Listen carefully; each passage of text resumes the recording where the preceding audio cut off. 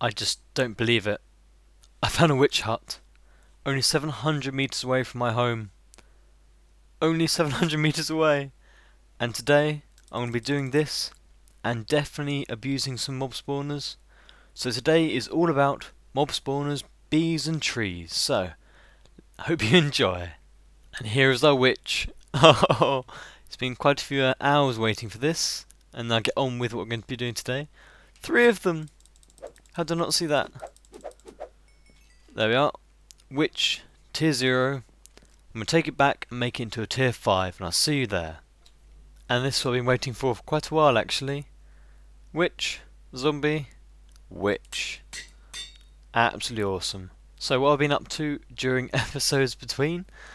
I may have done some landscaping. Started it anyway. This central block here will be the main area I'll be in. This gigantic mess of lovely looking metal tubes is just something I'm doing to organise myself. I'm trying to work out how I want to distribute my items, how they're going to be processed and all that. So each one of these different branches here goes to a different area, or will do when they're made. This one here is just normal macerate. I'm going to remember all these now. This one is my auto crafting table one. So all these need to be crafted into a single dust or a block or anything else. Then I've got, wait, one actually, this one's just normal induction furnace. So there's quite a lot of things here that need cooking. Then I've got my extractor. Should be compressor. Yep. This is industrial grinder with mercury cells. This industrial grinder without mercury cells. Thaumcraft stuff. What's in this one? Seeds. Oh, squeezer. Farm. And blast furnace. So that's what I've got so far, just playing around with it. It's not going to be like this at all when I'm finished. This is where I'm trying to work it out. And that's about it for that. Over here, this is the farm that's supplying the wheat for the mulch. Just a quick one up at top, just to get it going. And it's working quite well. I'll just show you actually. I went and put my matter fabricator on my MSFUs. So it is draining all the power from the whole system. And we'll see if it's actually keeping up at all. Last time I looked it was like 9 million buckets. Okay, 2 million. Yeah, it's not keeping up, but it's definitely going for quite a while on that, probably about 10 hours. And it hasn't depleted it yet, so it's definitely doing very well. So this EU matter has been getting about 2000 EU per tick the whole time, and it's been rather productive. Another 20 in there. So I've got about 2 or 3 stacks of that actually from that today, which is pretty darn impressive, without even using any solar panels. And that's all biomass. Luckily no one noticed the sneaky cut there, and up here I'm clearing out everything that I had and packing it up, moving everything to its respective areas so I can plan it out. I'll probably be planning for a couple of episodes and doing things on the side, because I really want this to be right first time and be organised so that I can, once I've finished this whole area here and it's ready, then I can just pick projects that you suggest, and you can suggest projects whenever you want and I can see if I can do them, and then I go out of my way and just go and build it and do it in one episode. Things like make a nuclear factory and all that, just go and do it in one go. That's what my aim is for this Let's Play. Okay, so I've been hard at work to create an experience grinder to show you guys, and I've come up with one and I've built it. The principles behind this is that there is a red alloy strip going to the spawner to turn it on and off. This is so that you can use these covers and put it around it so that there is no part of the hitbox which mobs can then spawn and get stuck on. This also gets it inside the square, so it's actually in the center block, so that you're not actually using up any spaces around it. And there's a complete air block so things can spawn more often. And with these tier 5 spawners, they'll spawn 4 every 2 seconds. But if some of those blocks are filled up, then it won't spawn 4. Well, it's likely to anyway. So the aim is to maximize the airspace around it, and these will spawn in a 8x8x3 area. So if I just get a block here, they will spawn above and one below. and so one below that as well. Then they'll spawn in an 8x8, so that means 4 on one side and 3 on the other. Now you can work this out by your X and your Z coordinates when they go downwards, like so. That is your odd one, so you're 1, 2, 3 on that side. And on this side you're going to do 3 as well, because your Z coordinate is going down. So that's your odd side, they will spawn up to that point.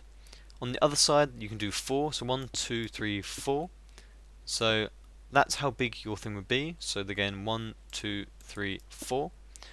So that's your square if you're spawning. So your mob spawn will be off center if you want to do it as like this. You'd have a nice even sized building. So that's how big the spawners do spawn. They're the same as the vanilla, so just keep that in mind for vanilla as well. So let's go have a look at what I came up with. And I designed it first of all to be kind of a item grinder instead of just an experience grinder, and it just turned out like this in the end. And these blocks I got here are aluminium blocks. You just get it from smelting your aluminium and turning it into blocks. Then I've got warded glass down the middle to look nice. I've got glass on the sides, and this is the amber that I showed you before. It's just very easy to get hold of nowadays. And in here, all it is a water stream going to the middle. As you can see, this is an 8x8 square, nice and efficient. Down here, I've got the same principle. There's a red jacketed alloy wire going through to this hollow part in the middle. This hollow part in the middle goes towards the back with the wire going through the middle, and then the side, as you have to have a whole block to put on these on. This is a redstone receiver, a wireless redstone receiver. And if you look very closely, there's set to channel 1. You can just see the 1 on it. So that's giving out the input from channel 1. And then here is the input. So again, this is channel 1. If you look into here, I've called it with the Skele, and as you can see, this is channel 1. If you put this into simple, you can just put a number in here and then copy the number somewhere else. So this will send a signal to every other one that's called number 1. So just turn it off. You then activate the spawner, mobs come down, nice and simple, they'll fall down to here, and I've got some attack turtles here that are killing them, and the drops come out on the floor. Now their skull, let's turn it off so they're not loud, and they're dead. So these turtles are just set to attack, and the turtles are really cheap. If you just go into turtle, they are melee turtles, so ones with swords, you just have a turtle and a sword, nice and simple. And what I've done is put a simple attack command in there, so I'll just show you that quickly. If you just go into your turtle like so, and you just do edit startup, that goes into the startup program. This is the program that loads when you first turn your world on, and let's write the code in, and there you are. It's quite simple stuff, and the lure is not a nice thing to code in, but it will work. You press control and then you go to save, and that saves startup. So if I relog, I'm just watching, there you are, you can see a little sword going. So I filled up the inventory in here so that if they get any extra items, they throw them out straight away instead of picking them up. These automatically throw them at the back if there's not enough room inside them. So what I've done is just cover up the backs of them in a nice square so that instead they'll throw the items out the front of them. So they all end up in these 2 blocks here, and they're really then easy to manipulate and move somewhere else.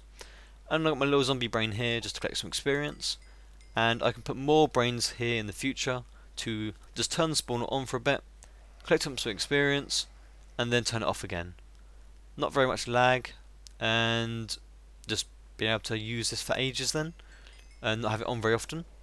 But these turtles, you need a turtle to kill a wither skele spawner.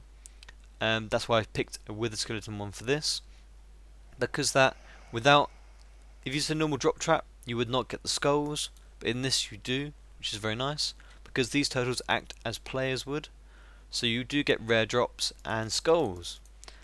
For the other mob spawners that I've got, including the witch one, I've got the witch, zombie pigman, and creeper.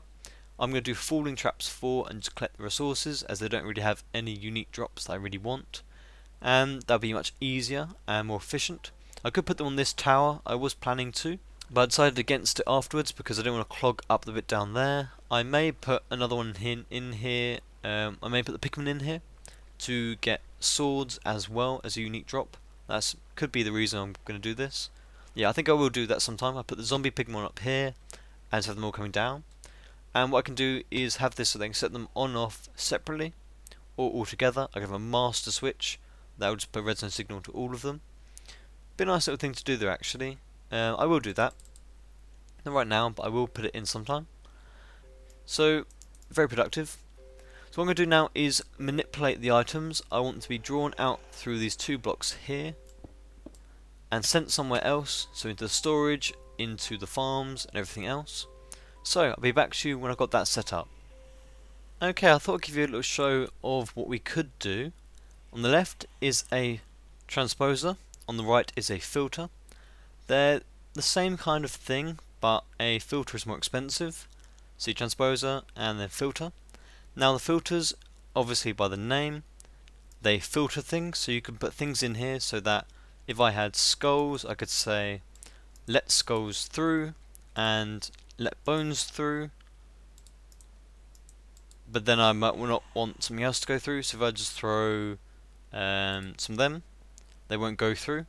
So you could do that and then just make sure all the swords never ever went through the system, all the little stone ones. Or you can do it so that you sort it on the other side, because if these keep going for a little while, they may block up quite a lot of entities just with the swords, and you may not want that. But it's a nice little idea to do, and I'm tempted by a lot. But I think we'll do something a little bit different. We'll just use pipes. A little bit less lag friendly, but they will work very well for what we want. Put two obsidian pipes there and connect them together with some iron pipes. Then these are the one directional ones, so just like so, and let me get my wrench out. Tap them so that the see-through part is the way that you're going to be going. So that one will go down and not back. This one down here, if I just go make it go to a diamond pipe, yeah, I want to do that. So this is a see-through bit as well, so items will come down there and through there, and that one will come down here.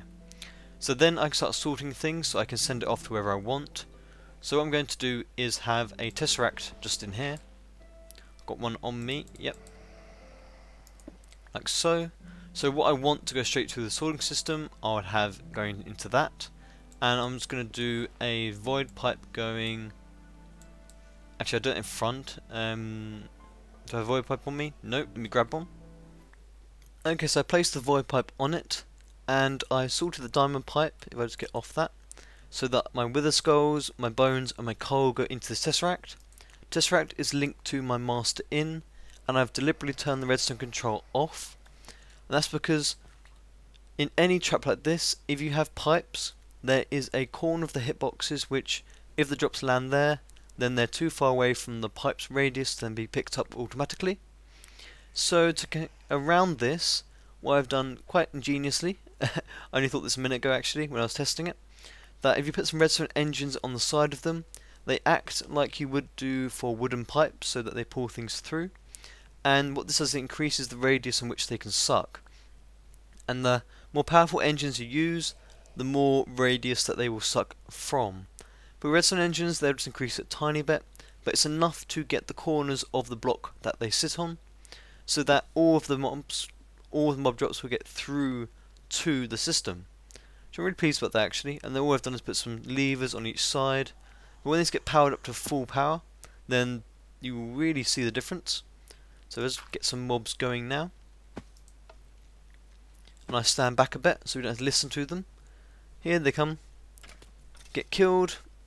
You might get a couple of drops falling out the front from where the skull is, where the little brain is, because there's a hole in the box.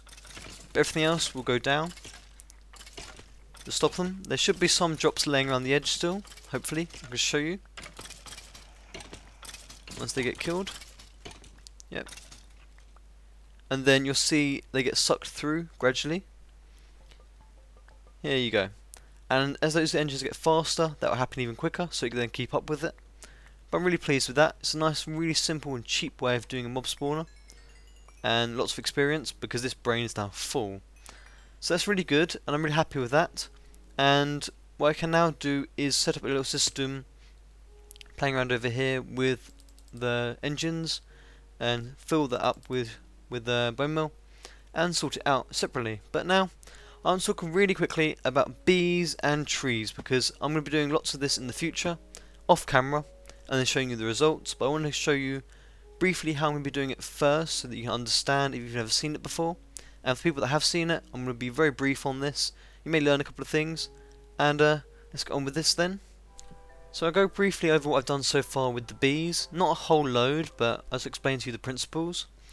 And these apiaries I stole some from villagers. You can actually make them quite simply as well, just with an impregnated casing. And this you need a carpenter and with some seed oil. Your seed oil you make by squeezing seeds in a squeezer, and then they come through to carpenter like so, and you can put the items in it and do that. They need to be powered up by MJ. Little setup here just to do some neat little stuff with it without needing to build the whole setup yet. Like I said, the whole bit here will become bees, and it's not quite ready for them yet. So what happens here is you need to have your bees in these. When a queen dies, you get a princess and I think 1 to 4 drones. In here at the moment, these are purebreds, so they're always producing the same drones back. There's no mutation happening. And what you can do with these is that you can put impregnated frames in to make them more productive, so they can get more produce from them. You can put chocolate frames in them to make them die quicker. And you can put soul frames in so that they have a higher chance of mutating when they die. So I was using them to get some of these types to start off with. These are not normal ones you get from the world. I've got a whole load of bees in here, a whole load of bees in here, some in here, some in there, and quite a lot of produce from them. And some of the things that you really need are the propolis, and I'm going to be using them to use the automation in this so that you can make the apiarist pipes. So you can sort the bees just like a diamond pipe, but a bit more clever. So I'm going to be getting into that a lot later on in the series, and I'll just be giving you updates on that. I won't be going through it with you in detail unless you really want it. I'm not going to sit there and breed them, that's ridiculously boring. And what you need to do is make yourself a bee analyzer. Now this thing here is quite cheap, again in the carpenter. A little bit of water instead of seed oil for this. So this thing is going to let you tell what a bee is, what its traits are, and then to work out what to breed things with. So if I grab one in here that hasn't been read, you need to get some honey drops in here. So this centrifuge, I think I've shown you this, no I haven't. You put your combs you get from this, so your honeycombs in here, put it into a centrifuge, takes the MJ, turns them into items. Certain combs give certain items back. For instance, this honeycomb gives you honey drops and some beeswax. So put some honey drops in here. This bee analyzer needs honey drops as a sort of a fuel type thing. It feeds the bee to work out what it is each type at each time.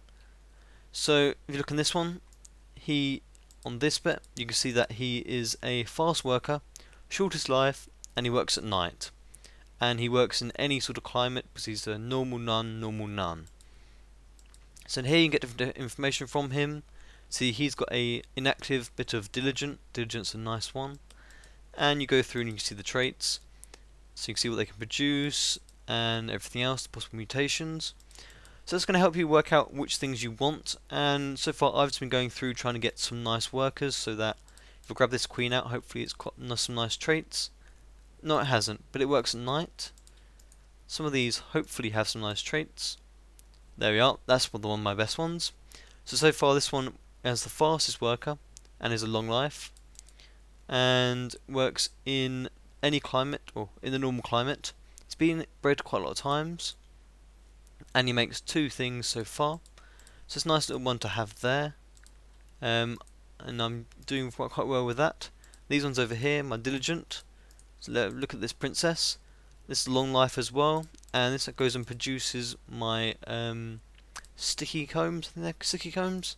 And from that I can get the propolis 100% of the time.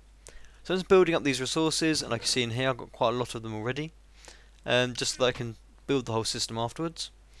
So that's enough on that, apart from you need to have a apiarist database, and this, it will just tell you things that you've found already, what things are inside them, and all that. That's just a very brief thing. And to make that, you just put that into the carpenter as well, and you can do that. We'll look at them later on in the series probably.